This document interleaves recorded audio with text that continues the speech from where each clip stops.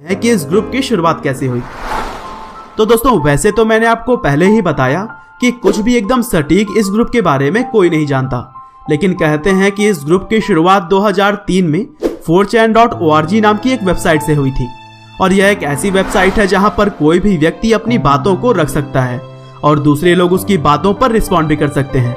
और इसी वेबसाइट पर एक व्यक्ति ने किसी नेता का मजाक बनाते हुए उनकी पिक्चर पोस्ट की थी और उस पोस्ट किए गए तस्वीर के खिलाफ किसी ने बोलना शुरू किया और वेबसाइट पर गाली गलौज भी करने लगा।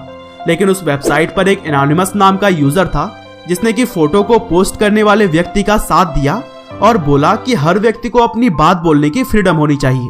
लेकिन इसके बावजूद भी नेता के सपोर्ट में जो आदमी था उसने गाली देना जारी रखा और इन सभी बातों से तंग आकर एनोनिमस नाम के यूजर ने उसकी कुछ पर्सनल डिटेल्स को हैक कर ली और उसकी जानकारी अपनी आईडी से वेबसाइट पर पब्लिश कर दी।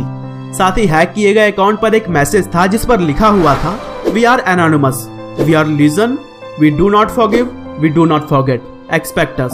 और यही आगे चलकर एनोनिमस हैकिंग ग्रुप का सबसे फेमस कोड बन गया और कहते हैं कि यहीं से एनोनिमस हैकिंग ग्रुप की शुरुआत हो गई थी। और फिर आगे चलकर एनोनिमस नाम से इंटरनेट पर हजारों हैकिंग्स हुई और लोगों के बीच ये अपने काम करने के तरीके से काफी लोकप्रिय होने लगी। हालांकि सबसे ज्यादा पॉपुलैरिटी इस ग्रुप को तब जाकर मिली जब विकिलीक्स नाम की एक वेबसाइट को उन्होंने सपोर्ट किया। दरअसल विकिलीक्स एक ऐसी वेबसाइट है जो कि भ्रष्टाचारी नेता और सरकार की खुफिया जानकारी को सार्वजनिक करने का काम करती है और यह वेबसाइट पूरी तरह से यूजर्स के डोनेट किए गए पैसों की मदद से चलती है। लेकिन कुछ भ्रष्टाचारी नेता इसे बंद करवाने के पीछे पड़ गए और उन्होंने बैंक को आदेश दिया कि जो भी लोग इस वेबसाइट पर पैसे डोनेट करें उसे कुछ महीनों के लिए रोक लिया जाए।